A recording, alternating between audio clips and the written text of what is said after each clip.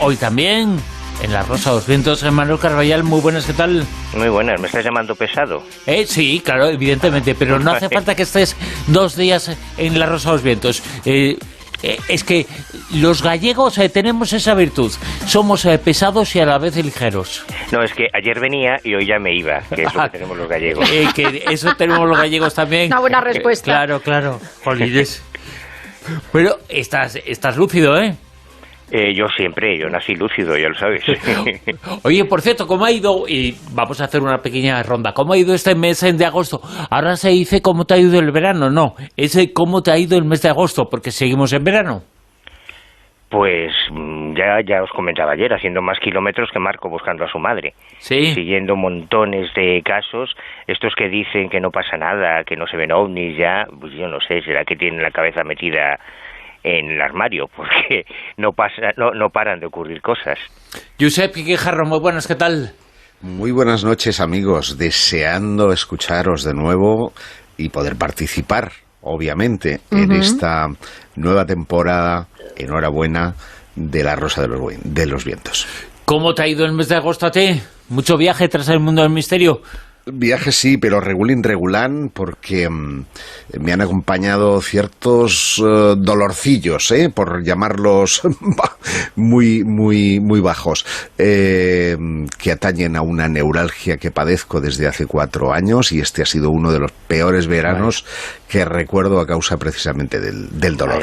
Mala cosa. Pues lo sentimos mucho, que ya se haya pasado este mes de agosto.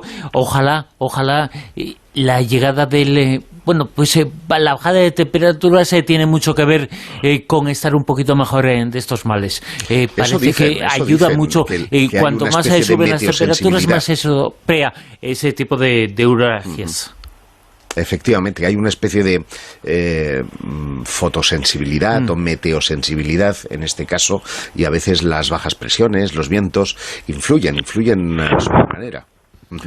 Pues ojalá estés estupendamente y ojalá Espero lo disfrutemos nosotros contigo aquí en La Rosa de los Vientos. Josep Guijarro, Juan José Sánchez Perro, muy buenas, ¿qué tal? Hola, muy buenas. Pues nada, encantadísimo de estar aquí una temporada más. Yo a diferencia de Manuel, yo no me voy, yo vengo a quedarme. ¿Ah, sí? Sí me dejáis, claro. Bueno, tú eres de Guadalajara.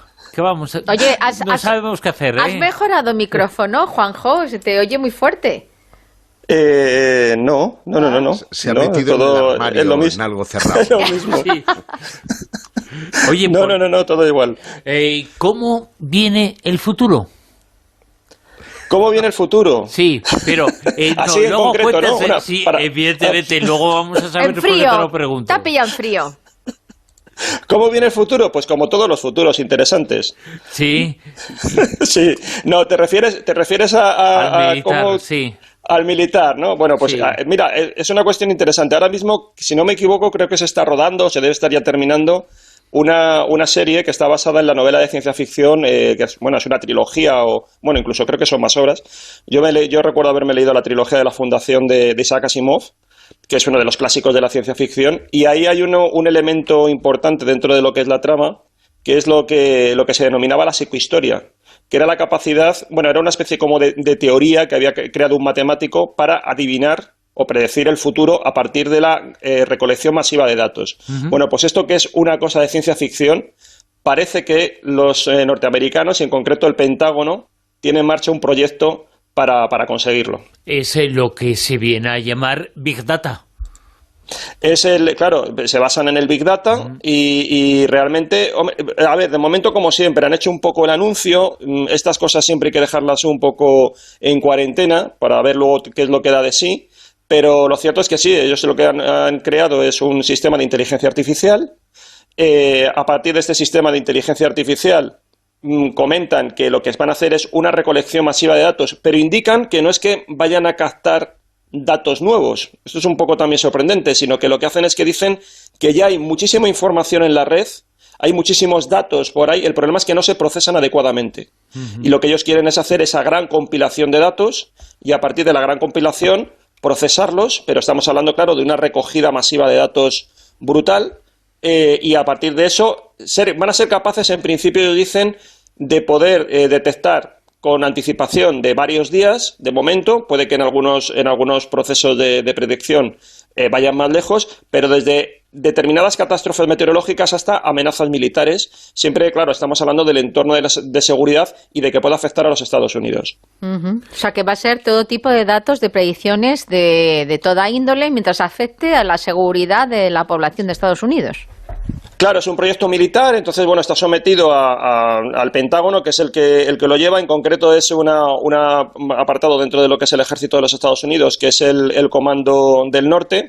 Y entonces, bueno, ellos ya han empezado a ponerlo en marcha, han hecho una serie de simulaciones y dicen que realmente es de momento bastante operativo. Lo que hicieron fue hacer un simulacro y por eso han comunicado esto a la opinión pública, un simulacro en el cual, bueno, lo único que ha trascendido a través de las declaraciones es que utilizaron como 11 comandos en los cuales se trabajaba con una serie de amenazas simuladas, y luego lo que le pedían a la inteligencia artificial es que fuera capaz de anticiparse a los movimientos de esas amenazas, que fuera capaz de crear diferentes escenarios. En cierto modo, digo yo, es una reflexión, no es predicción, es prospección.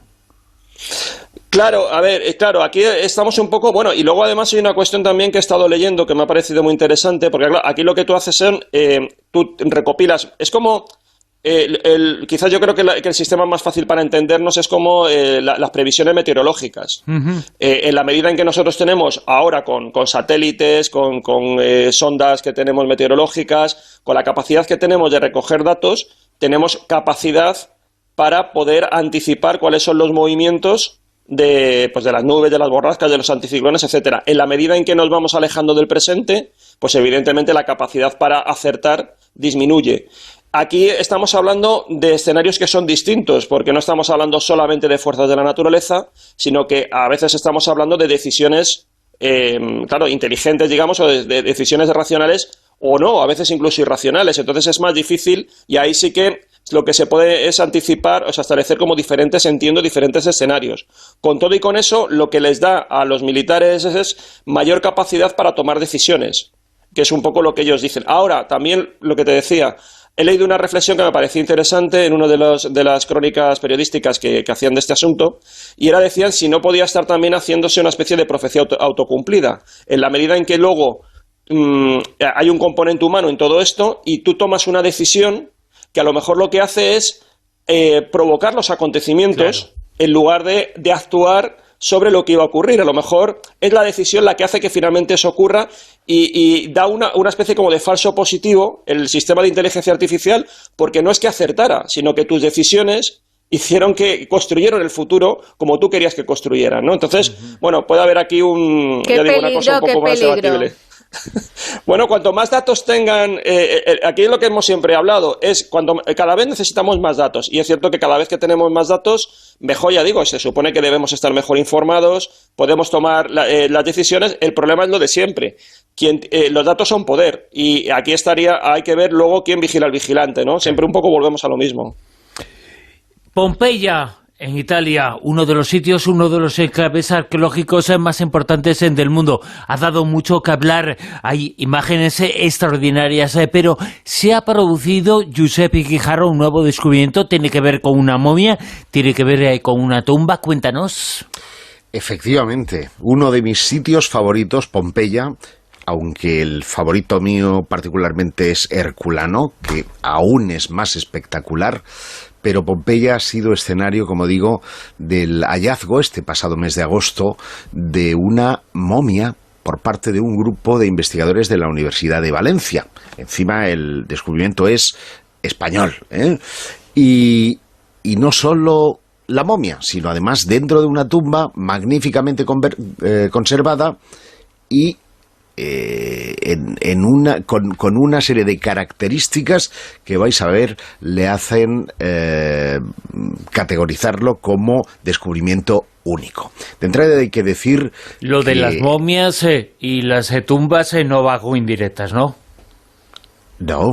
Vale. Ahora me has pillado, descolocado. Sí. Bueno, os decía que el sitio arqueológico de Pompeya como es un descubrimiento español, es por eso. Ah, ostras, qué malo eres. Pero bueno, os decía que Pompeya es uno de mis lugares favoritos, y lo es porque es como hacer una especie de viaje en el tiempo. En el año 79 se produjo la erupción del volcán Vesubio, y sus cenizas atraparon todo aquello y lo dejaron tal cual sucedió ese día de agosto, creo recordar, del año 79. Bueno, el caso es que a medida que se va, digamos, excavando, porque conocemos una buena parte de Pompeya, que es muy grande, pero todavía hay más. Lo que pasa es que, lógicamente, no se pone al descubierto por una razón básicamente de economía y mantenimiento. Cuanto más sacas a flote, mayores recursos necesitas para luego mantenerlos, ¿no? Y si son importantes, además protegerlos de la lluvia y otros agentes meteorológicos que pueden deteriorarlo. Pero parece ser que los miembros de la Universidad de Valencia, con Llorenç Alapont a la cabeza, que es investigador del Departamento de Prehistoria, Arqueología e Historia Antigua de la Universidad de Valencia, han encontrado una momia parcial. Yo quiero explicar esto porque es muy interesante. Resulta que es la única tumba en Pompeya que tiene cámara para inhumación y que además dispone de una inscripción que lo cuenta todo, cuenta la vida del difunto. En lugar de un tuit, escribió directamente un podcast, ¿no? si pudiera ser leído, ahí dejó escrito un podcast para la posteridad, porque cuenta la vida del difunto, su afición al teatro, a las obras artísticas, sobre todo al mundo helénico, al mundo griego, y esta es la primera vez que se comprueba que en la ciudad de Pompeya, algo que se intuía, pero ahora está ya comprobado, que se hacían espectáculos en griego. Bueno, pues los arqueólogos creen que la tumba fue construida en algún momento de las últimas décadas de la ciudad, antes de la explosión del Vesubio, antes de que entrara en erupción, y es una tumba con mampostería, en cuya fachada pues puedes ver dibujitos de plantas verdes sobre un fondo azul, y hay una losa de mármol que se lee Marcus Venerius Secundio. Fíjate que bien lo he dicho en latín, Marcus Venerius Secundio.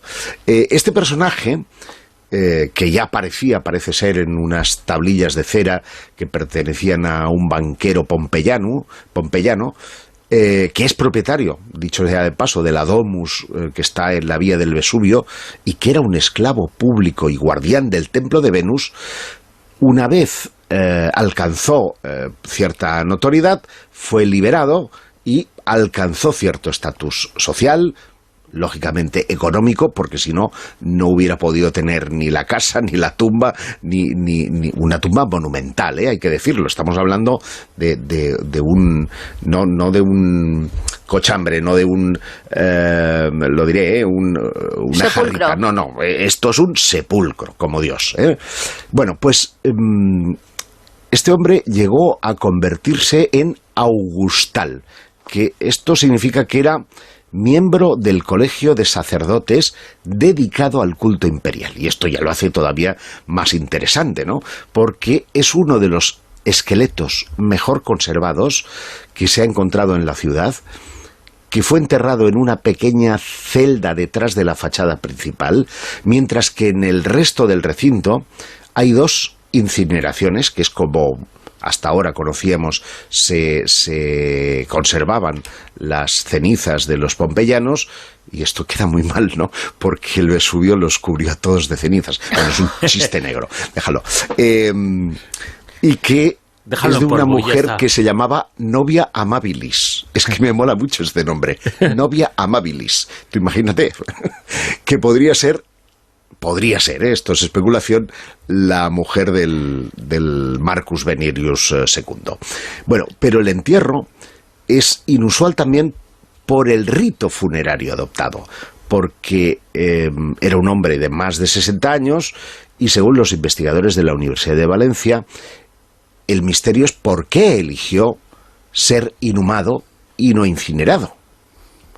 Y esto, para ellos, trae varias hipótesis. La primera es que era una persona que tenía una filiación griega o una debilidad por el arte y la cultura griega, y como en Grecia se prefería la inhumación, pues este hombre dijo: yo, como en mi tierra, aquí quiero que me pongáis incorrupto.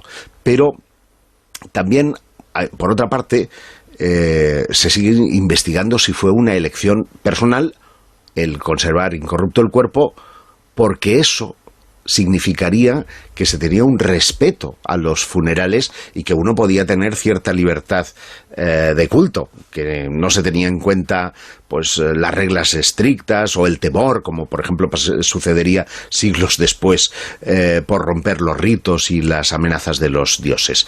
Y eso supondría también tener una cierta libertad ideológica en el momento de elegir la muerte.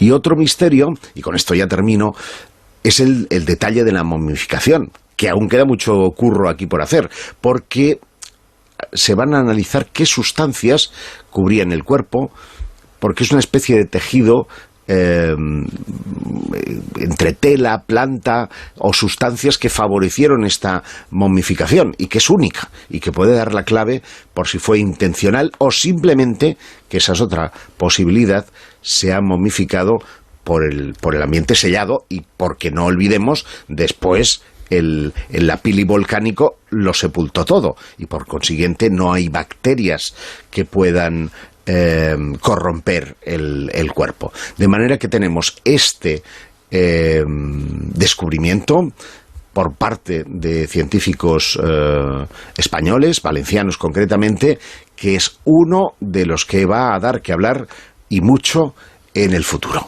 Pero además, con lo que se ha descubierto, un poco lo has señalado, parece que se elige, pues por ejemplo, quiero que mi tumba presente un cuerpo incorrupto, que yo sea incorrupto, mi cuerpo. Eso se elige previamente, pero pensábamos que era un milagro. Es un poquito... Bueno, no. Claro. Lo que él elige es ser inhumado. El misterio es por qué es momificado, si esto fue una decisión suya o a lo mejor de los familiares que también podían estar, a lo mejor esta novia amabilísima resulta que quería que aquel hombre se mantuviera tal cual y decidió ella momificarlo, fue él quien lo testamento previamente. Son incógnitas que están ahí, pero en cualquier caso sí rompen el estándar de todas las tumbas halladas en Pompeya hasta el momento y en Herculano, que son de personas que están incineradas en urnitas o en no me sale la palabra, la tengo en la punta de la lengua, en urnas, ahora, por Dios, en urnas para conservar precisamente tales cenizas. Manuel Carbellal, esta noticia y esta información, por un lado, nos hace pensar en algo verdaderamente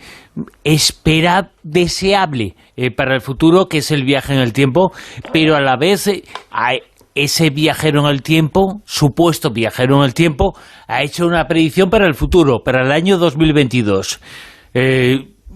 No sé si reír, llorar o asombrarme con esta información.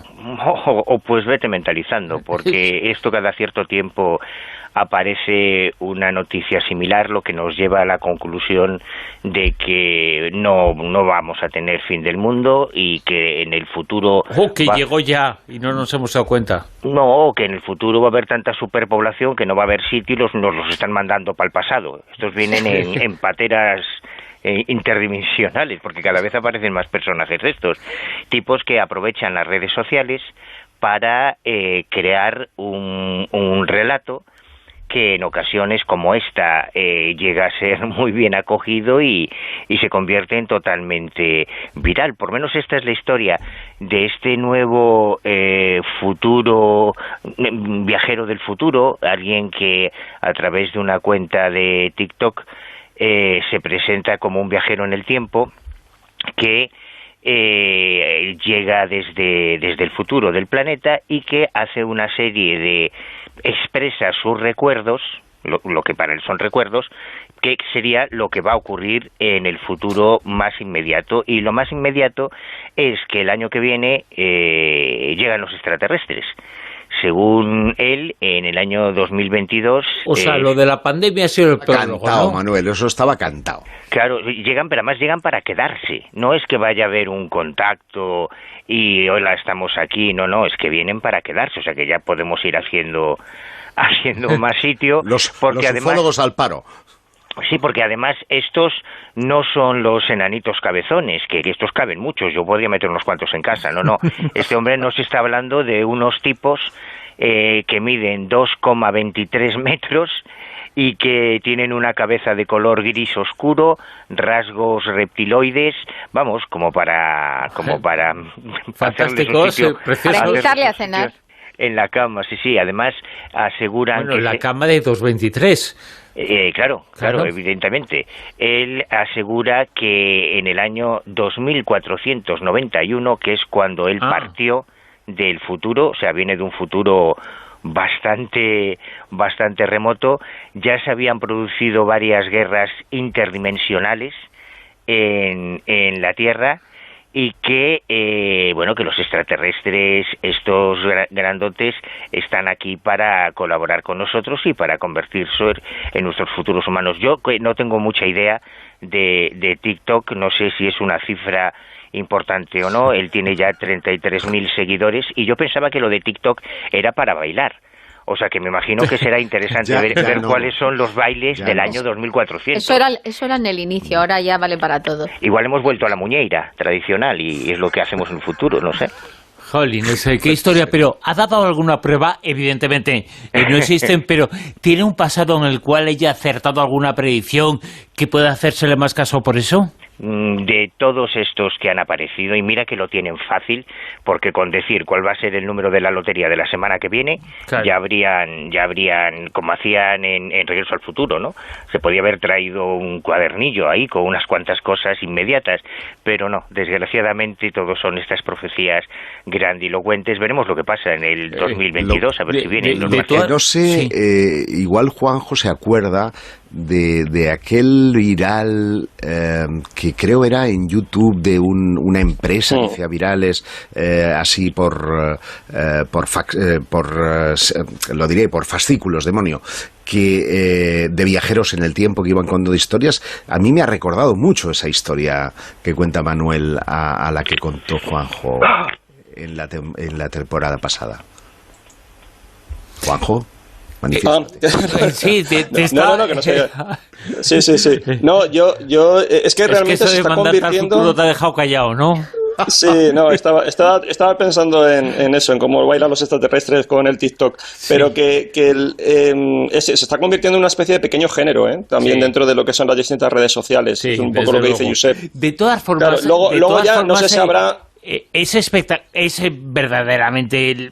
Bueno, pues risueño la existencia de personajes como este, pero no dejamos de darnos cuenta, y tenemos que darnos cuenta que no hace falta las redes sociales para que se divulguen este tipo de cosas, que hay un 23% de la población, 23% en Estados Unidos, que cree que la Tierra es plana, con lo cual no es tanta locura, esto. No, lo que pasa es que es tan sencillo, creo yo, creo que sería tan sencillo. O sea, si cualquiera de nosotros, aunque no seamos premios Nobel, viajásemos al pasado, tuviésemos la oportunidad de viajar al siglo XVII o al siglo XVIII, con todo lo que sabemos, yo creo que iba a ser muy sencillo poder demostrar que venimos del futuro, que tenemos unos conocimientos que no se tenían entonces, ¿no? Lo que pasa es que, claro, debe ser que a los que nos mandan del futuro son los más burros de la clase, o los más torpes, y son incapaces de aportar. En cualquier caso, no me preocupa que sean los más burros de la clase. A mí lo que me preocupa es, que imagino que serán muy pocos, pero alguno se lo cree.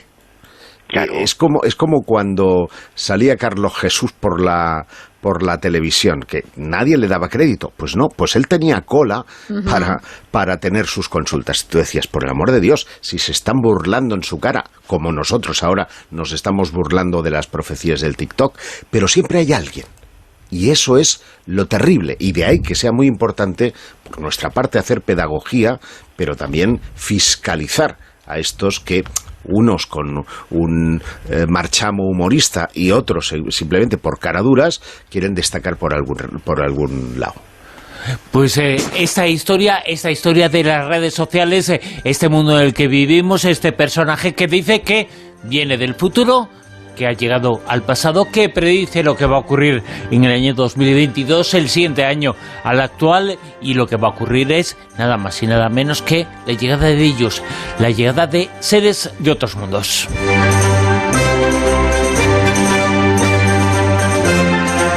Estamos en las noticias, en la actualidad, nos ponemos al tanto de todo lo que está ocurriendo y después continuamos en La Rosa de los Vientos hoy hasta las 4 de la madrugada.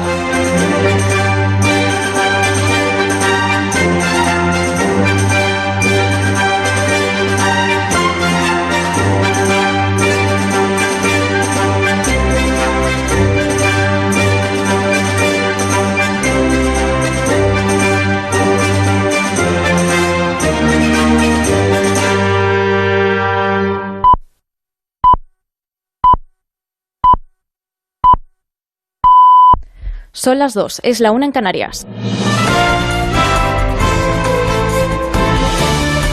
Noticias en Onda Cero. Buenas noches. Comienza este lunes la vuelta al cole. Hoy lo harán gran parte de los alumnos de La Rioja y la región de Murcia, y a lo largo de esta semana el resto de comunidades irán abriendo también sus aulas. Segunda vuelta al cole en pandemia, y arranca el curso escolar con críticas desde algunas asociaciones de padres y de docentes respecto al protocolo acordado. Exigimos que sean las mismas medidas como mínimo del año pasado, con los mismos ratios y el mismo refuerzo COVID. Cuestión que no se está haciendo en muchas comunidades autónomas, donde se ha aumentado el número de alumnos por clase y además no están todavía incorporados miles de profesores como el año pasado existían.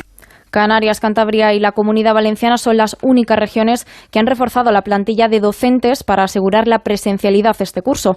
La cuesta de septiembre se avecina muy dura para muchos hogares. A los gastos de la vuelta al cole se suman las continuas subidas en el precio de los carburantes y de la electricidad. Este lunes vuelve a aumentar el coste de la luz. Después de 3 días a la baja este fin de semana, en el mercado mayorista costará algo más de 132 euros el megavatio hora, triplicando el precio de hace un año. El presidente del Gobierno, Pedro Sánchez, ha anunciado en una entrevista en El País que se pondrán en marcha medidas para que a finales de año la factura de la electricidad sea la misma que hace 3 años. Estamos trabajando con un plan que al final del año 2021, cuando los españoles echen la vista atrás y vean lo que han pagado en la factura de la luz, en el recibo de la luz, paguen una cuantía similar y semejante a la que tuvieron en 2018. Unas palabras que ha celebrado desde Unidas Podemos la vicepresidenta Yolanda Díaz. Me alegro que el presidente del Gobierno señale que se compromete a bajar la factura de la luz antes de que termine este año. Insisto, pasemos de las palabras a los hechos. Ha descartado por completo, eso sí, Sánchez, crear una empresa pública, como ha propuesto su socio de gobierno. Asegura el presidente que este asunto se habló cara al programa de coalición y quedó fuera. Más asuntos de este lunes. El rey Felipe VI y el presidente Sánchez van a estar hoy en la apertura del año judicial en un acto que se va a celebrar en el Tribunal Supremo. Y en el que se espera que el presidente del Alto Tribunal, Carlos Lesmes, vuelva a reprochar al PSOE y al Partido Popular la falta de acuerdo para la renovación del Consejo General del Poder Judicial. Más de 1000 días lleva esperando esa renovación y las posturas de socialistas y populares siguen distanciadas. Lo único en lo que coinciden es en echarse la culpa unos a otros. Mientras tanto, Pedro Sánchez tacha al Partido Popular de antidemocrático. Quien tiene que elegir ese órgano de gobierno de los jueces son los grupos parlamentarios. Si el Partido Popular bloquea esa renovación, es un comportamiento antidemocrático. Teodoro García Egea, por su parte, secretario general del PP, le recuerda a los socialistas su condición. Que antes de renovar se nos dé una garantía de que la próxima renovación, dentro de 5 años, se va a hacer conforme a los estándares europeos y conforme a lo que piden las asociaciones y defendemos desde el Partido Popular. Por su parte, Pablo Casado le recordaba en Twitter a Sánchez que él pedía la dimisión de Rajoy cuando la luz subía un 8% y con él ha subido un 200%. Este lunes, por cierto, vuelve a reunirse la ministra de Trabajo con sindicatos y patronal para seguir negociando la revisión del salario mínimo interprofesional. Ya adelantó el Gobierno que su apuesta es una subida inmediata, previsiblemente después de la reunión de hoy. La semana pasada propuso a sindicatos y patronal un incremento de 15 euros hasta los 965. Fuera de nuestro país, seguimos pendientes de lo que ocurre en Guinea. Este domingo, un grupo de militares, liderados por el responsable de las fuerzas especiales del país, ha detenido al presidente Alpha Condé. Se desconoce dónde le mantienen retenido. Los golpistas han disuelto las instituciones, el gobierno, han cerrado las fronteras y han decretado un toque de queda en todo el territorio. Para este lunes han convocado a todos los ministros y altos cargos de instituciones públicas en una reunión. Tanto la ONU como la Unión Africana han condenado el golpe y han pedido la liberación del presidente. Y en la actualidad deportiva, victoria de la selección española de fútbol masculina frente a Georgia en otro partido clasificatorio para el Mundial de Qatar de 2022 del año que viene. Ganaron los de Luis Enrique 4-1 con tantos de Gallá, Carlos Soler, Ferran Torres y Sarabia, pendientes de la lesión de Gallá. Ha dicho Luis Enrique que no tiene buena pinta. Y en tenis estamos pendientes de los partidos de octavos de final del US Open que se están jugando ahora. El español Carlos Alcaraz se está enfrentando al alemán Kolovchik. Y en una hora dará comienzo el encuentro entre Garbiñe Muguruza y la checa Krejcikova. Es todo, más noticias a las 3, las 2 en Canarias y en todo momento en nuestra página web ondacero.es. Síguenos por internet en ondacero.es.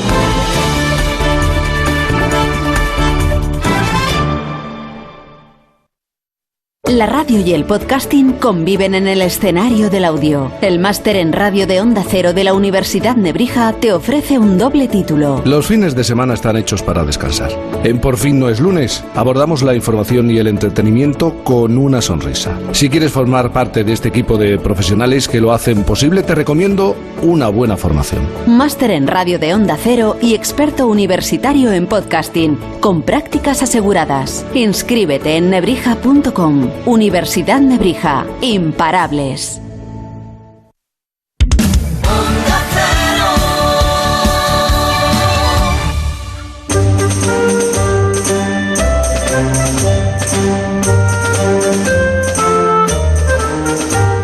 En Onda Cero, La Rosa de los Vientos con Bruno Cardeñosa.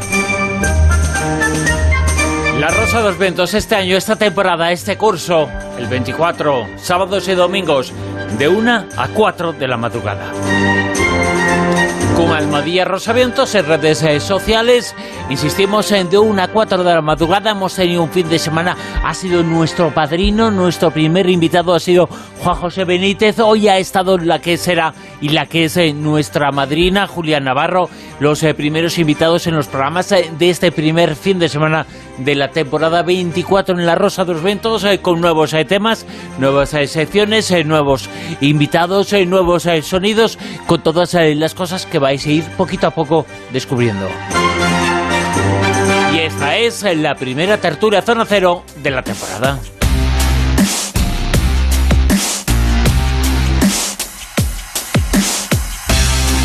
Una tertulia Zona Cero que esta noche tiene a Giuseppe Guijarro, a Juan José Chezoro, a Manuel Carabellal y a Silvia Casasola, que ahora mismo nos va a comentar cómo la mejor evidencia de vida en Marte podría encontrarse en sus dos lunas, Phobos y Deimos. Sí, pero va con truquito. ¿Y por qué digo esto?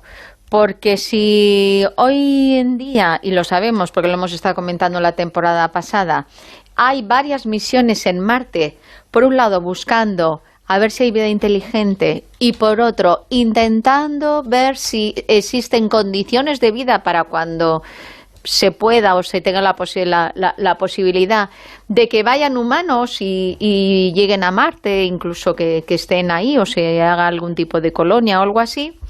Pues resulta que hay otros científicos, que son los que nos ocupan hoy, que lo que están queriendo buscar y encontrar es evidencias de vida, pero de cuando Marte era un planeta habitable. ¿Y por qué digo esto? Pues porque los científicos están totalmente crédulos en que Marte es un planeta paleohabitable. O sea, que lo sabemos porque lo hemos también comentado en otras ocasiones, que hace determinado tiempo pues era un planeta que tenía unas condiciones más o menos buenas, con una temperatura, no había las condiciones extremas que hay ahora de tormentas eléctricas, de vientos, vamos, que es algo que prácticamente no puede existir vida allí. Pero hace un tiempo sí existía. Entonces, como en Marte las condiciones que se dan ahora son muy terribles, hay unas velocidades de viento, unas tormentas tremendas, una temperatura extrema, pues lo que pudiera haber de restos de vida o indicios de vida de lo que fue en ese planeta estaría destruido, borrado o erosionado. Lo que dicen estos científicos es que en las lunas de Marte, que son Phobos y Deimos, no se dan estas circunstancias climáticas que puedan destruir esas evidencias. Y si en su momento Marte explosionó con meteoritos porque se fue atacado o porque incluso el propio planeta se fue destruyendo, lo razonable es que ellos dicen que muchos de esos restos de cuando Marte era habitable o tenía signos de posibilidad de vida hayan llegado a estas dos lunas, a Phobos y Deimos. Pero es que no se limitan a decir que haya un poquito de restos, no, es que dice que puede haber hasta 1.000 millones de kilogramos de materiales de cuando Marte tenía unas condiciones de vida muchísimo mejor y que estarían depositados en estas lunas. Por lo tanto, pues no sabemos muy bien si esto puede llegar a lograrse, pero sí es cierto que han creado una misión, igual que anteriormente hemos estado hablando que está la Perseverance, el rover Perseverance o la Mars Sample Return, pues ahora la que van a poner en marcha es las Mars Moon Exploration. Vamos, que quieren explorar las lunas de Marte para intentar coger esas muestras de cuando había supuestamente unas condiciones de vida en Marte, y así que lo que tengamos nosotros, pues todos los datos y todas las evidencias. Así que ya veremos si lo consiguen. Pues esa mejor evidencia, esa posible mejor evidencia de vida en Marte podría encontrarse en esas lunas que pueden guardar un secreto. Lunas, satélites naturales, Phobos y Deimos, que son muy especiales, muy llamativos.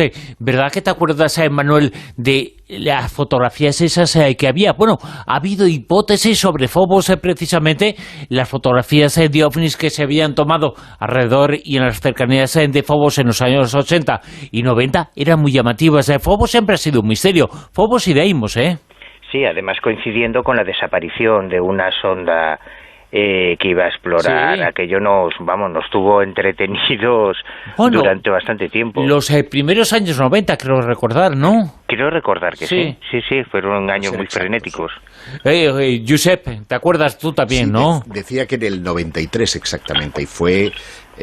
¿os acordáis? Aquella lenteja que apareció y luego la sonda desapareció. Esta astronauta rusa, Marina Popovich, mostrando el objeto alargado que se dirigía hacia Phobos. Realmente los satélites de Marte son casi más jugosos que el propio Marte. Además tienen una serie de anomalías que los hacen únicos en nuestro sistema solar. Les llaman patatas porque tienen ese aspecto. No es el aspecto habitual de un satélite, de una luna, no son esféricos. Efectivamente. ¿Os dais cuenta además de que los que llevamos ya unos cuantos añitos en esto, hemos vivido momentos tremendos, ¿no? Que parecían ya, pues ya está, ya tenemos aquí la resolución del enigma. En aquellos tiempos no existían las redes sociales, si no habría sido, la bomba. Imaginaros lo que sería que desaparece una sonda espacial, al mismo tiempo se publica una foto de lo que en teoría es un ovni gigantesco y sale una astronauta rusa enseñando las fotos de los ovnis. Bueno, sería la revolución.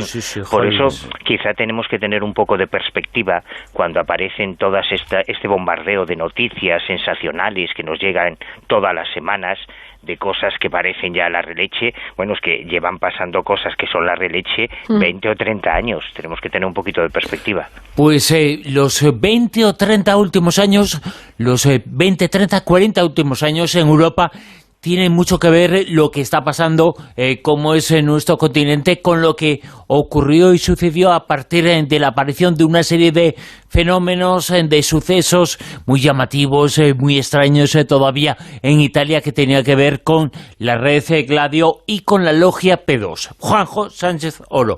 Se van a desclasificar documentos que tienen que ver con esta logia, que tienen que ver con Gladio en Italia. Esos documentos pueden explicar algunas de las cosas que están ocurriendo en nuestro mundo.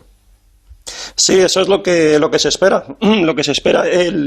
Bueno, voy a citar un poco lo que ha motivado realmente este proceso de desclasificación, y es que en Italia, bueno, todos sabemos que hay un gran atentado, que es el que ocurrió en la estación de Bolonia el 2 de agosto de 1980. Justamente lo que fue el vestíbulo de esa estación, estalló una bomba, mató a 85 personas, entre hombres, mujeres y niños, y es considerado el ataque más sangriento que ha vivido Italia. De hecho, fue a las 10:25 y el reloj con esa hora, detenido en esa hora, está en la estación de Bolonia, todavía se puede ver allí. Y de hecho, todos los 2 de agosto se considera realmente es el día conmemorativo del recuerdo de todo lo que son las masacres terroristas en Italia. Bueno, pues con motivo de este 2 de agosto y que se han cumplido el 41 aniversario de este atentado, pues Mario Draghi ha decidido lo que tú comentabas, ha decidido desclasificar documentación, tanto que tenga que ver con la organización Gladio, como que tenga que ver con esta también turbia, siniestra logia masónica Propaganda Due. Perdóname el inciso, sobre ese atentado, en principio se acusó el gobierno de Italia, dijo que había sido cosa de un grupo terrorista llamado las Brigadas Rojas.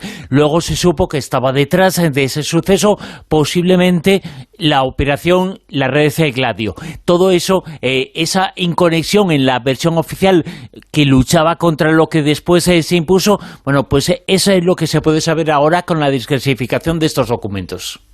Exacto, porque lo que vamos a hablar ahora no es de una conspiración como la Tierra plana, ni los chemtrails, ni los Illuminati, ni los reptilianos. Esto es una conspiración real. Esto está absolutamente confirmado por tribunales, no solamente por tribunales, por parlamentos, porque el propio Parlamento Europeo pidió que se hiciera una investigación en Europa con respecto a esta red Gladio. Y por lo tanto, ya digo, es algo absolutamente reconocido, incluso por altos cargos de la OTAN, que eran los que estaban detrás de esta red Gladio. Comentamos un poco para los que no lo sepan en qué consistía. Básicamente se supone que cuando acaba la Segunda Guerra Mundial, aquí hay diferentes versiones, pero bueno, diríamos que fundamentalmente Estados Unidos y Gran Bretaña deciden crear una red clandestina en Europa, una red paramilitar de personas en principio civiles, no estamos hablando de ejércitos, sino una red paramilitar clandestina con células que en principio debían ser células durmientes, y distribuir al mismo tiempo una serie de arsenales por distintos puntos de Europa en previsión de que la Unión Soviética pudiera invadir Europa. Entonces, bueno, se trataba simplemente de una especie como de sistema, como decimos, bueno, pues igual que en Estados Unidos hay muchísimas grupos, ¿no?, de aficionados que creen que va a venir el fin del mundo y se adiestran y se preparan para eso y crean incluso sus búnkers. Aquí estaría más bien tutelado por los servicios secretos, por los servicios de inteligencia de Estados Unidos y de Gran Bretaña, y al mismo tiempo estos grupos, estas células paramilitares, recibían adiestramiento, como decimos, recibían armas, etcétera, etcétera. El problema, y aquí es lo que hay diferentes versiones, es que algunos consideran que esta, vamos a decir así, desde el punto de vista de la geopolítica y del contexto de la Guerra Fría, bien intencionada, ¿no? El hecho de que, bueno, pues que temieran que realmente la Unión Soviética pudiera conquistar Europa y en un momento dado fuera bueno tener pues esta especie de resistencia ante el avance soviético, y que detrás del frente soviético, conforme avanzara, pues pudieran ir generando daños estas células paramilitares. Esto en principio, como decimos, eran células en principio que iban a ser durmientes. Hay algunos que dicen que esto luego degeneró en eso que tú has comentado, en un grupo de gente que lo que hacía era luchar ya no contra el enemigo exterior, sino con lo que consideraban el enemigo interior, que eran los partidos de izquierdas, que después de la Segunda Guerra Mundial, muchos de ellos, y sobre todo en determinados sitios, y más en concreto en Italia, podían alcanzar el gobierno, podían obtener suficientes votos como para alcanzar el gobierno, y lo que trataron es de crear atentados que muchas veces se les decía que eran atentados de grupos de ultraizquierda. Pues en Italia además existía, bueno, y en Alemania, aquí en España también, teníamos grupos terroristas de ultraizquierda, pero estos atentados eran atentados de falsa bandera. Los hacían estos grupos Gladio y luego acusaban a que habían sido estos grupos terroristas izquierdistas. De tal manera que, claro, se dañaba la imagen de los partidos de izquierda porque había esa conexión ideológica y de alguna forma se trataba de impedir que pudieran llegar al poder. Uno de esos llegó atentados... al poder, Juanjo, llegó al poder, fue presidente de Italia, una de las personas que formaba parte de ese grupo de El Objetivo de Gladio. El presidente Aldo Moro fue secuestrado, fue asesinado después y eso fue un poco el final de ese proceso, un proceso de la Logia P2 que tiene que ver con la masonería, que tiene que ver con el Vaticano, que tiene que ver con muchísimas cosas.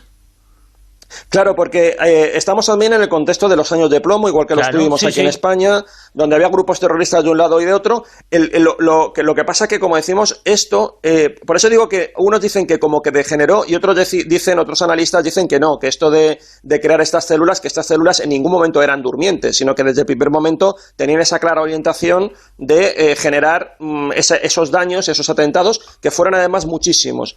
Y luego lo que tú comentas, al margen de lo que eran estos grupos paramilitares, estaban también, bueno, pues la Logia P2, que ya tiene también otras ramificaciones, pero que también viene un poco a lo mismo, porque tiene que ver con el tema del Banco Ambrosiano, de todo lo que era también la trama oculta de lavado de dinero, de conexión con la mafia del Vaticano.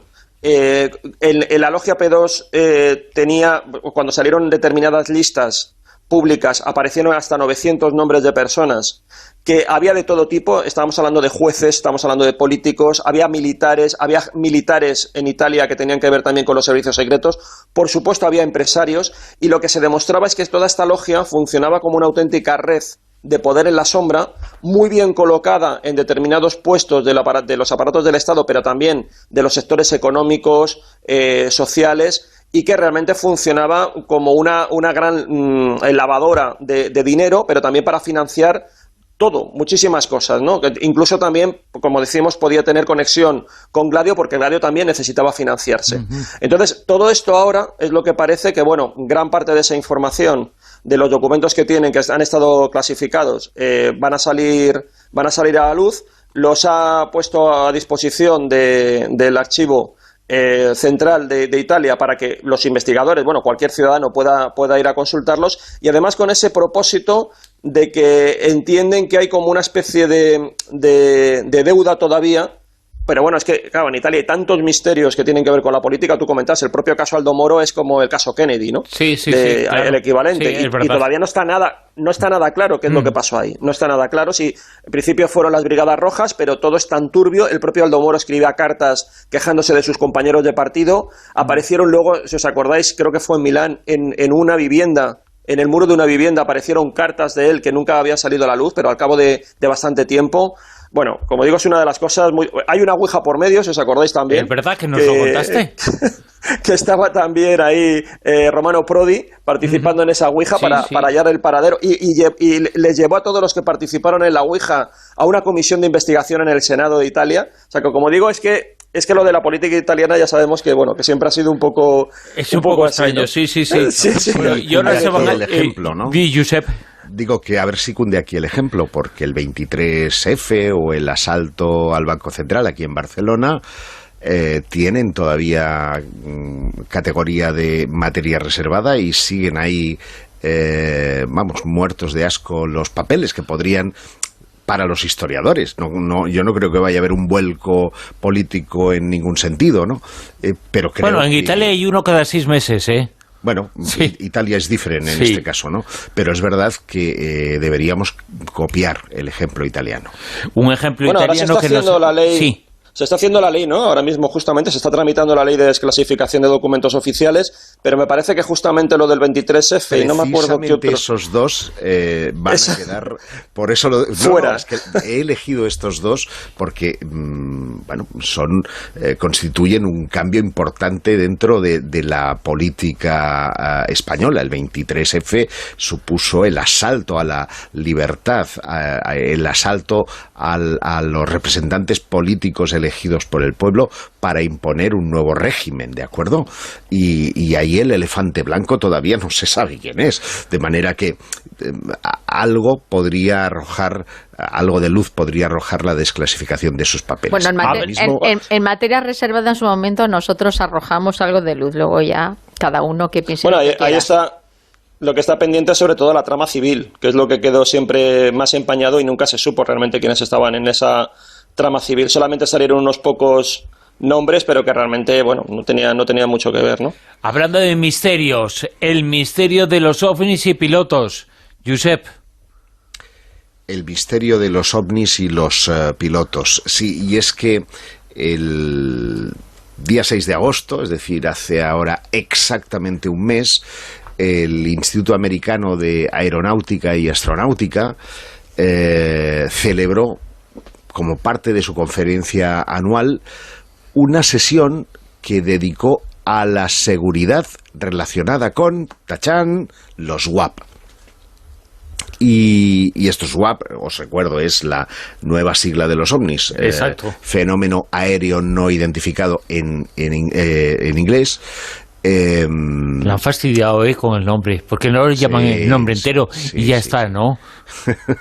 Bueno, pues el panel está conformado por 6 miembros y contó con 3 científicos, uno de ellos de la NASA, que era el director del proyecto de la Agencia Espacial Europea, de la ESA, y el tercero era del Centro Nacional de Informes de Aviación sobre Fenómenos Anómalos, NARCAP en su acrónimo, así como un expiloto de la Marina de Estados Unidos, Ryan Graves, que ha aparecido últimamente en la tele, y más de 100 ingenieros aeronáuticos, ¿vale?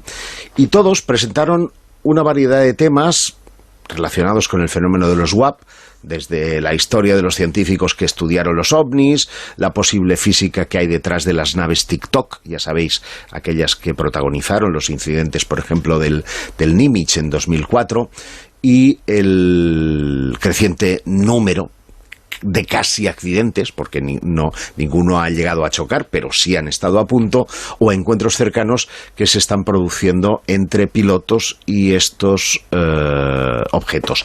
Y ojo, no solamente por pilotos militares, sino también por pilotos civiles. Y Manuel sabe, porque ha estado investigando muy recientemente un caso que luego, si quiere, él nos puede contar. Pero sí se pueden sacar 5 ítems o 5 conclusiones, ¿no?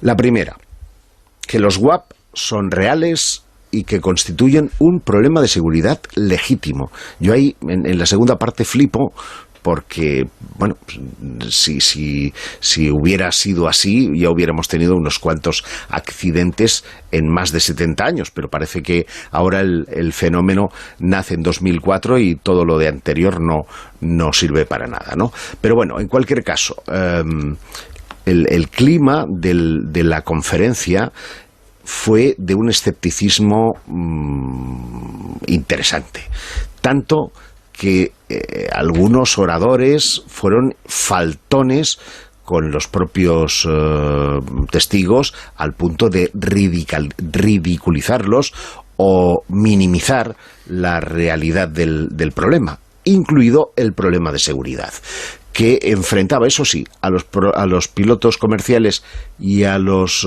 militares de todo el mundo, independientemente de su origen. Aquí fue muy interesante la aportación de Ryan Graves, que señaló repetidamente que el problema de la vida, el problema de los ovnis en la vida real, y el de las posibles colisiones en el aire, hay que estar montado encima de un caza para valorarlo suficientemente. Que una cosa es ver las cosas desde la pantallita o analizar los datos, y otra es estar ahí encima y enfrentarte a estos WAP, que para él son objetos, o le parecen objetos reales.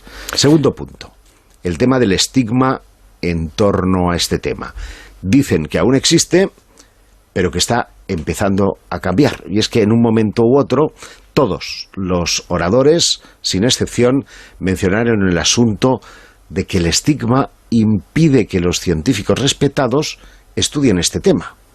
Es más, muchos señalaron como más de medio siglo de oportunidades se habían perdido debido precisamente a un problema de seriedad, por añadir abducciones, círculos de las cosechas, contactados, marcianitos verdes. Hubo incluso una discusión abierta entre los científicos acerca de la naturaleza de los WAP, si son cosas o si pueden ser cosas malinterpretadas. Y esto lo decía precisamente uno de los científicos de la NASA, Ravi Koparapu, señalando en particular el análisis que realizó el científico atmosférico James McDonald de la Universidad de Arizona en 1950, y decía, no fue estigmatizado. Y yo pensé, cabrón, con perdón, no estamos, si lo mataron, si este hombre, te acordarás tú, Manuel, que nos encontrábamos en la extraña desaparición de McDonald. Bueno, pues y refirió este asunto, ¿no? Igual que otros señalaron el trabajo de la NASA o los astrobiólogos o los astrónomos empleados de la ESA para utilizar plataformas de observación espacial en el futuro, como el telescopio James Webb, que se lanzará en octubre,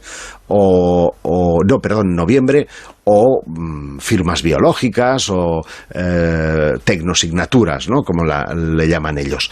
Pero claro, esto ya, para mí ya es un sesgo, porque están limitando el asunto al tema de los extraterrestres, cuando a lo mejor los ovnis y los extraterrestres no tienen nada que ver. Es más, yo creo que si le han cambiado el nombre de ovni, objeto volante no identificado, a fenómeno aéreo, es porque lo circunscribe dentro de la atmósfera. Y ahí precisamente está una de las claves que seguramente harán que hablar en el futuro. Tercer punto, sin más y sin mejores datos no hay progreso.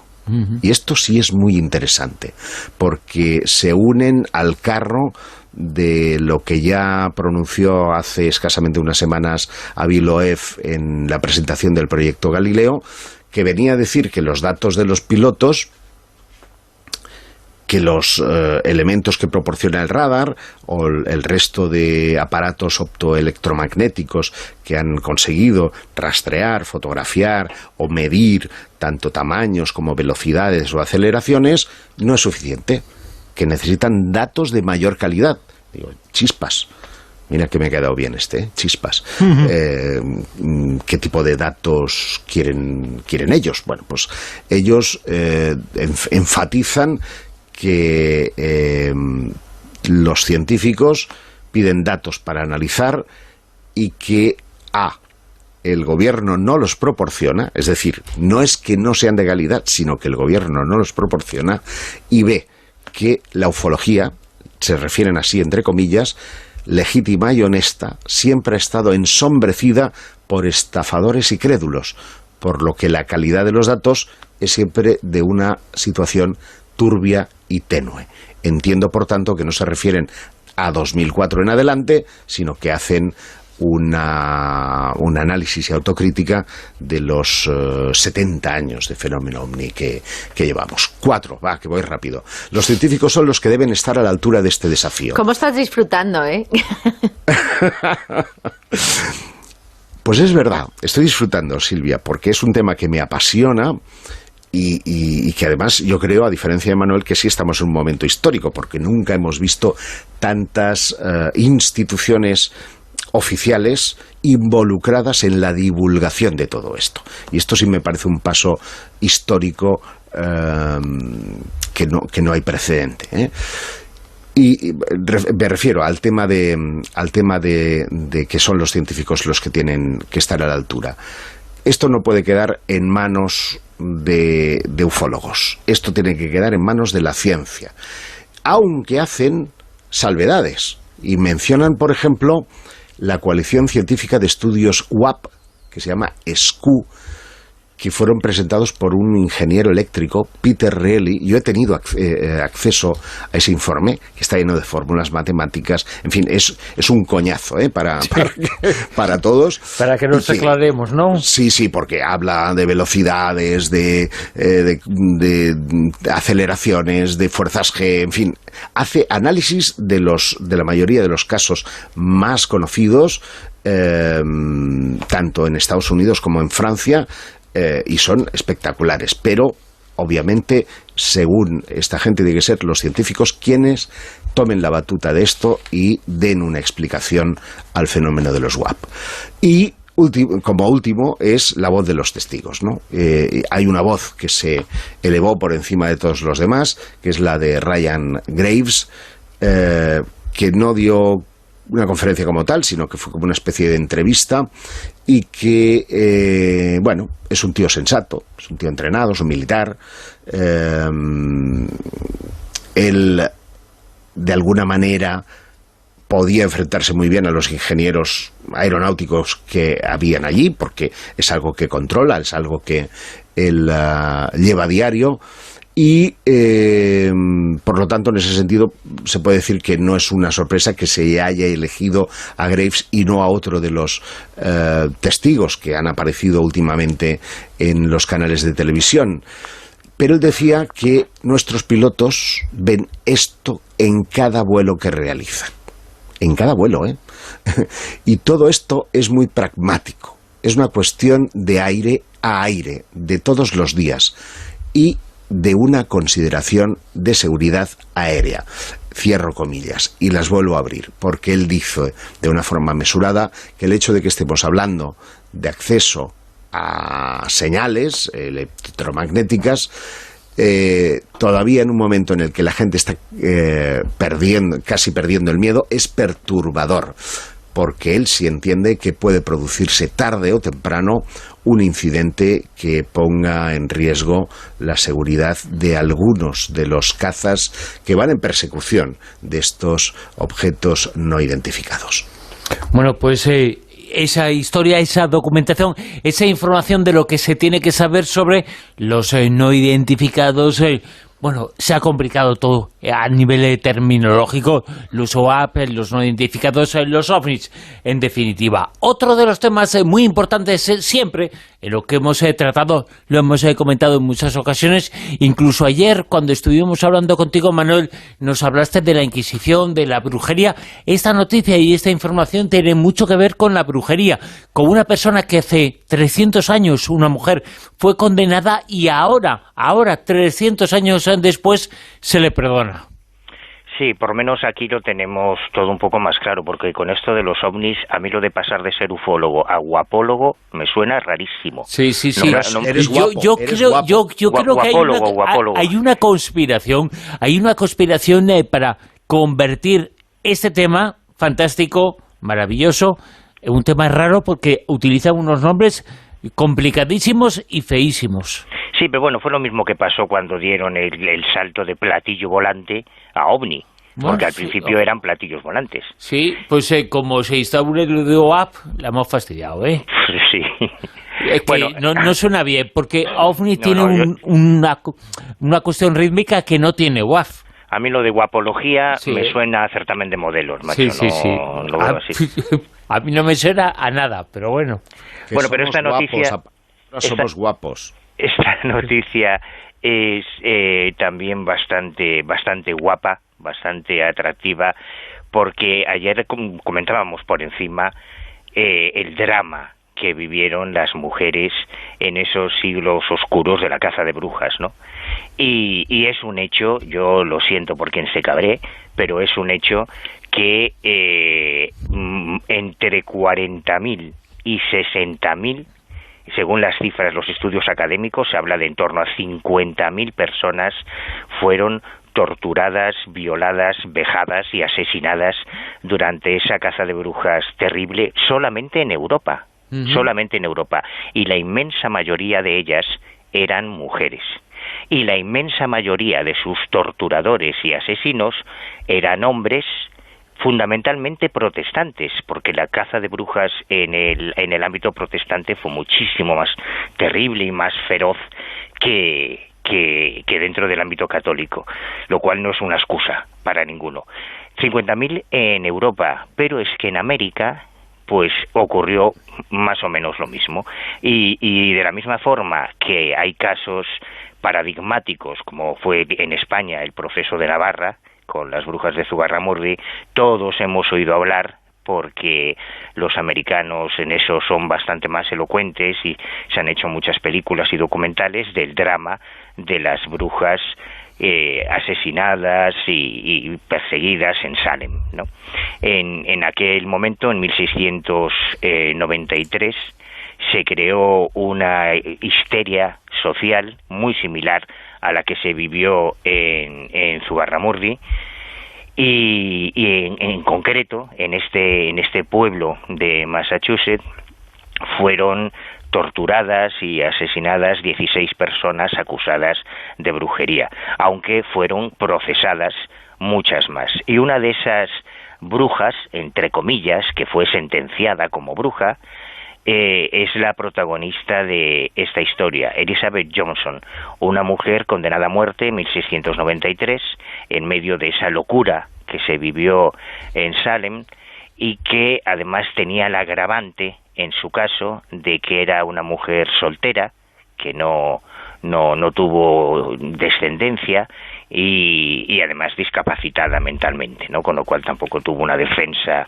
digamos, muy justa, bueno, como ninguna, porque hay que dejar claro también que todas esas mujeres, todas sin excepción, fueron víctimas inocentes de unos procesos viciados de principio. Nunca jamás una bruja tuvo contacto sexual con el demonio, nunca una bruja voló con una escoba, jamás hubo aquelarres, ni coven, ni sábado de brujas, por lo menos hasta mediados del siglo XX, cuando llega la Wicca. O sea que todas ellas fueron condenadas injustamente y nunca nadie pidió perdón por esto. Pero desde hace un tiempo algunas familias descendientes de algunas de esas mujeres condenadas por brujería han iniciado el intento de legitimar el nombre de sus ancestros. En el caso de Elizabeth Johnson, como no tenía esa familia, lo bonito de esta noticia es que un grupo de alumnos de 8º grado, chavales de 13 y 14 años, de la escuela secundaria North Andover, muy cerca de Salem, descubrieron la historia que se había vivido en su pueblo a través de las clases de educación cívica con su profesora Carrie Lapierre, y decidieron hacer algo al respecto. Así que lo que empezó como un trabajo de clase, una extensa investigación estudiando las fuentes primarias para entender por qué Johnson fue perseguida y acusada de brujería, se convirtió en una noticia absolutamente viral, cuando grandes medios de comunicación, como incluso el de New York Times, se hizo eco de esta iniciativa de estos jóvenes que no tenían ningún vínculo familiar con esa supuesta bruja, y que empezaron a escribir incluso cartas a los representantes locales, por ejemplo a su senadora, a la senadora Diana Di Zoglio, para limpiar el nombre de Johnson de tantos años después, y que por lo menos en la historia quedase claro que ella fue una de esas víctimas inocentes de los cazadores de brujas. Y ha tardado lo que sea, esa fuente. Los que lo condenaron han tardado 300 años en darse cuenta de eso. Fíjate, decías una cosa que tiene que ver, esto que voy a decir tiene que ver con la Inquisición en Europa, con la persecución de las brujas en Europa. La Inquisición decía que la mejor defensa para un acusado de brujería era que fuera el mismo inquisidor, porque era quien se podía solidarizar además con lo que pasaba y con lo que se decía de él, ¿no? O sea que era tremendo lo que estaba pasando. Y ayer nos dijiste una cosa, me encantó, y yo creo que es importante que lo volvamos a decir, que lo volvamos a recordar, el origen de esa palabra fémina, hablando de brujas, hablando de mujeres, el origen de la palabra fémina, y cuando la usemos que seamos conscientes de lo que significa, ¿no? Bueno, esto no lo digo yo, esto Hombre, lo dijo el autor, sí. el autor del Maius Maleficarum, del martillo de brujas. Esto está incluido en ese manual para los luchadores contra la secta de los brujos, que es a lo que ellos se referían en una delirante paranoia de que había una conspiración mundial de brujos para acabar con la Iglesia Católica. Y dicen ahí, entre los argumentos que buscan desesperadamente para justificar su santo oficio, entre comillas, que feminus, que la fémina, el feminus, significa menos fe minus, que las mujeres, por su naturaleza pecadora, por ser menos inteligentes, por haber sido las responsables del pecado original cuando Eva tentó a Adán con la manzana, bueno, claro, toda una serie de chorradas. Somos los demonios en el mundo. Claro, bueno, pero tú no te imaginas los razonamientos teológicos que se incluyen ahí para justificar todo lo que ocurrió después. Y lo que ocurrió después, mira, cuando yo empecé esta investigación, se me ocurrió irme a Santillana del Mar para entender qué significaba un interrogatorio a una bruja. En Santillana del Mar hay otros, ¿no? Yo estuve en el de Santillana, en Cantabria. Hay un museo de la Inquisición con los ingenios que alguna mente enferma ideó para torturar a estas mujeres. Y si tú después analizas los documentos históricos originales de los interrogatorios, cuando describen cómo colocan a una mujer, por ejemplo, nuestra María Soliña, que es una de las meigas gallegas más conocidas en la historia de la brujería gallega, una mujer de 70 años en un potro en el que comienzan a estirarla de los pies y de los brazos hasta descoyuntarle los hombros a una mujer de 70 años. Cuando hablamos de las que murieron quemadas, eso es la anécdota.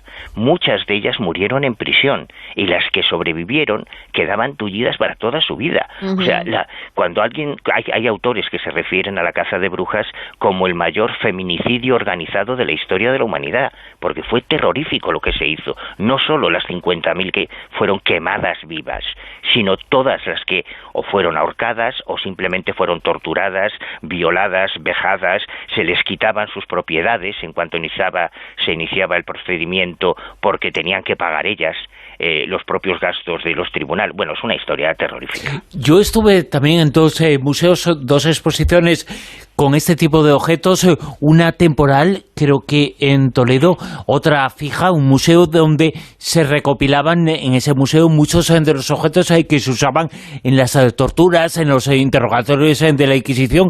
Estaban a Amsterdam, son un auténtico museo de los horrores, los elementos y los objetos que se utilizaban para esos interrogatorios, para esas torturas que se estaban efectuando a la gente, a las mujeres en la mayor parte de los casos acusadas de brujería, el potro, la bicicleta. Yo recuerdo ver una bicicleta para que la persona, bueno, le llamaban así, era una rueda para que la persona metiera los brazos y en ese momento se movía la rueda y se le hacía la pregunta y se movía la rueda para partirle los brazos en ese instante. O también recuerdo un collar con pinchos, sí. Y eso hacía que si alguien se movía mientras respondía, entonces se clavaban esos pinchos en el cuello. Era una historia. Bueno, y hay decenas y decenas de objetos así tremendos que se estaban utilizando y lo que hacían en el fondo, lo que hicieron en el fondo, esos objetos han sido la base de las torturas del siglo XX también. Es que lo más terrible claro, es que se siguen utilizando. La garrucha se está utilizando en las prisiones israelíes. La tortura del agua que inventaron. Lo inventaron ellos, de media, es la que se utiliza en Guantánamo, con los pechos de terrorismo. O sea, que no hemos aprendido nada. Y cuando miramos con tanto desprecio lo que está pasando ahora en Afganistán, por ejemplo, la mentalidad de los talibanes, caramba, hagamos un poco de autocrítica y veamos lo que hicimos nosotros aquí en el nombre de Cristo. Porque todos estos asesinatos, todas esas torturas, los verdugos que estaban girando las palancas del potro, o que estaban utilizando la cuna de Judas, o que estaban utilizando la garrucha, o el agua, cualquiera de estas barbaridades, lo hacían en el nombre de Jesucristo, que es terrible. En general, en nombre de las religiones hacen verdaderas matanzas y locuras, porque la gente es como que se le nubla la mente. Sobre todo con las mujeres, fundamentalmente con las mujeres. Pero eso ya ni religión, eso ya directamente, ya sabes, es muy fácil culpar.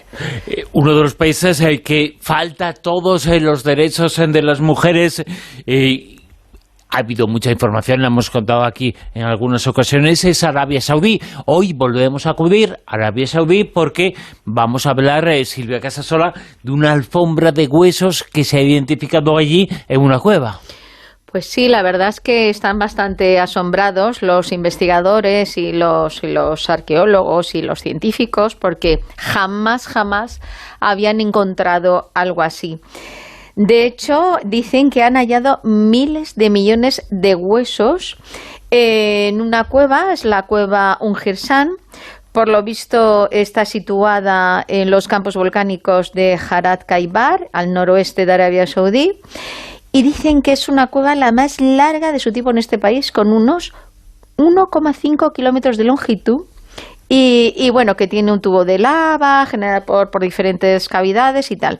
Bueno, el asunto es que esta superalfombra ósea están alucinados porque es todo tipo de huesos de animales de diferentes especies. Hay caballos, roedores, camellos, hienas, ganado, pero es que también hay cráneos de seres humanos.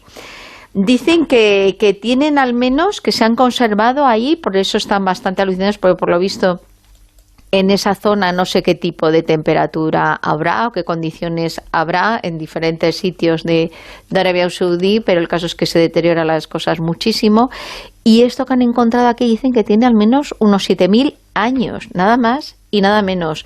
Y bueno, pues han estado pues evaluando las hipótesis de qué habría podido tener en esa cueva, depositar tantísimos huesos, porque no es ni de un año ni de otro, sino, como estamos diciendo, desde hace 7.000 años que se está ahí eso acumulando. Y bueno, pues una de las conclusiones que han llegado es que este osario descomunal, pues que se podría haber generado gracias a otro animal, a las hienas rayadas, que por lo visto estas hienas son unos animales que les gusta, tienen un comportamiento a la hora de, pues para que su progenie tenga alimento, para que tener alimento también para el invierno, pues que lo va acumulando ahí en las cuevas, y a lo mejor como que han cogido esa zona para depositar, y a lo largo de todo este tiempo pues han cogido estas hienas este hábitat y han estado depositando y transportando estos restos óseos o estos restos de carne o lo que sea. El caso es que ahora van a analizarlos, van a ver también pues un poco para datarlos y todo, y dicen que científicamente es un hallazgo fantástico, pues porque les va a dar unos estudios de paleoecología y de prehistoria alucinantes como nunca jamás habían tenido.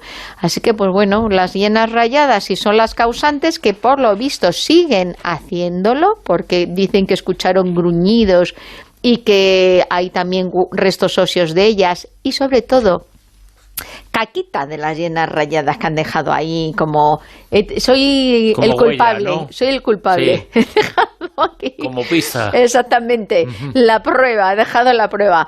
Así que ya veremos si se confirma que efectivamente ellas son las únicas causantes o hay algo más. Pero bueno, que los científicos están contentos porque dicen que tienen material para estudiar para mucho tiempo. Rápidamente, más noticias, más informaciones. Josep, esta tiene que ver con la inteligencia artificial que está en busca de señales inteligentes en el cosmos. Bueno, en parte, porque esto hemos empezado con inteligencia artificial relacionada con el gobierno estadounidense. Yo nunca he entendido muy bien ese término, lo de inteligencia artificial. Nunca lo he entendido muy bien, ¿eh? Bueno, si quieres te lo explico. ¿Y cómo la inteligencia es artificial? Pues porque es algo que aprende de sí mismo, es decir, esta inteligencia... o sea, es una inteligencia muy tonta, ¿no? Es una inteligencia muy tonta. No, es inteligencia a secas. Claro. O sea, a secas nunca mejor dicho. Claro. Bueno, vamos a lo que vamos. Venga. Agosto 2020. La oficina del Inspector General del Departamento de Defensa anunció que realizaría una evaluación de la integración de la inteligencia artificial por parte de su NSA, es decir, la Agencia Nacional de Seguridad, y esta evaluación, que ya viene de otra previa, avanzará como un proyecto conjunto entre las oficinas del Departamento de Defensa y de la oficina del Inspector General de la NSA, es decir, de esta Agencia de Seguridad Nacional. Y han trascendido pocos detalles sobre a qué cosas accederán específicamente los investigadores para el uso de la inteligencia artificial por parte de esta Agencia de Seguridad Nacional, debido a que la investigación actual se caracteriza como una evaluación y no como una investigación. Esto significa que no está relacionada con ninguna infracción penal o administrativa o que involucre la integración de sistemas de inteligencia artificial por parte de la NSA. Las principales diferencias entre las evaluaciones y una investigación son que estas segundas tienen sujetos denunciantes, testigos o denuncias, mientras que las evaluaciones lo que hacen es evaluar, valga la redundancia, procesos, una política o procedimientos, para identificar, verificar o, si es el caso, revisar si existen brechas de cumplimiento y, de ser así, pues dar una recomendación sobre cómo abordarlas. Bueno, y esta diferencia decía que es importante porque, según, ahora a ver cómo digo el nombre, Durevna Allen, que es la jefe de comunicaciones del Departamento de Defensa, podría incluir fenómenos aéreos no identificados. Y yo digo, ¡oh! Esto me interesa. Porque en marzo la Comisión de Seguridad Nacional sobre Inteligencia Artificial emitió un informe final diciendo que Estados Unidos actualmente no está preparado para la próxima era de inteligencia artificial y competencia cibernética con China. Fijaos que la Guerra Fría casi está polarizándose, Estados Unidos-China en lugar de Unión Soviética-China, pero aquí son tres competidores, en el mismo carro de la inteligencia artificial. Y formada por mandato del Congreso en 2019, esta comisión señaló que para mantener la superioridad de la inteligencia artificial, las comunidades de defensa e inteligencia de Estados Unidos tendrán que estar preparadas para la IA, o sea, para la inteligencia artificial, para el año 2025. Esto significa que se ponen a tope con este asunto porque les quedan 4 años. Y dice textualmente que el gobierno de Estados Unidos no está preparado para defender a la nación en la próxima era de la inteligencia artificial y que las aplicaciones que están haciendo están transformando las amenazas existentes y creando nuevas clases de amenaza y envalentonando a los adversarios estatales y no estatales para que exploten las vulnerabilidades en nuestra sociedad.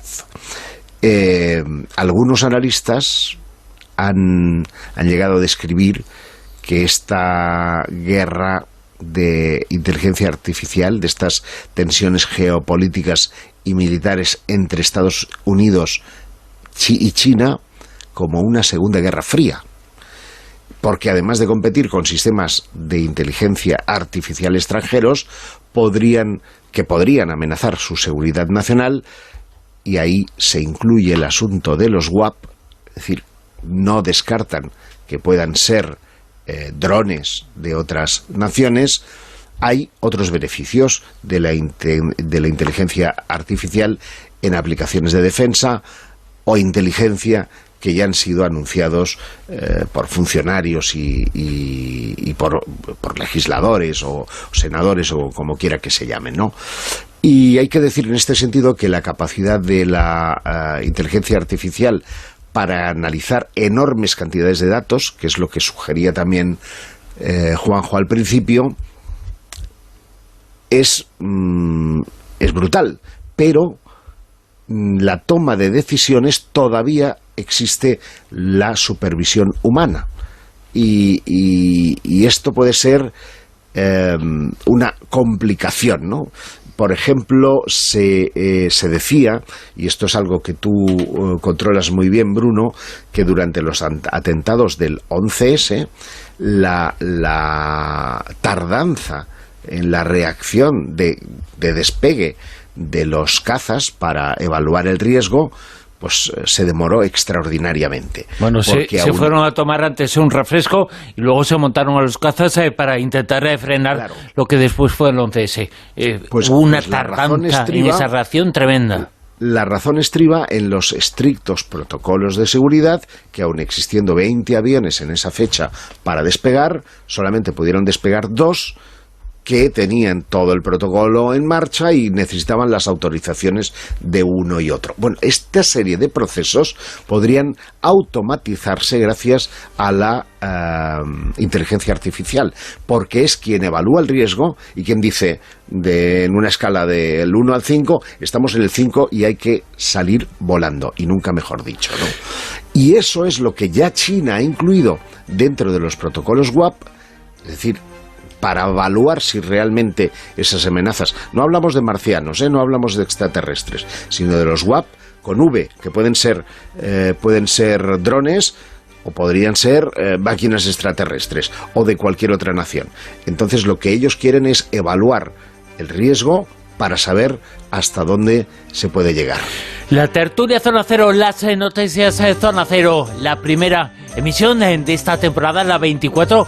Por cierto, Josep, ¿recuerdas, sabes cuántas noticias y cuántas informaciones se contaron en la temporada pasada en la Zona Cero? Pues como no tengo inteligencia artificial y la mía está dormida, no dispongo. Usa el Big Data, Big Data. Pues en más de 500, ¿eh? Madre mía. Madre mía. Pues este año, la temporada 24, lo vamos a superar contigo, con Manuel Carballal. Gracias, Manuel. Gracias. Con Juanjo Sánchez Oro. Gracias. Gracias, un abrazo, hasta la semana que viene. Ahora las noticias, la información en Onda Cero, nos ponemos al tanto de todo lo que está ocurriendo, de todo lo que está pasando en España y en el mundo, y todavía estamos hasta las 4 de la madrugada en La Rosa de los Vientos, aquí en la sintonía de Onda Cero. Más invitados, más temas, más historia. Vamos a contar algo fantástico y fascinante sobre el pasado, sobre arqueología ignota en el Amazonas, en Brasil, y muchas otras cosas, pero lo dicho, después de la actualidad.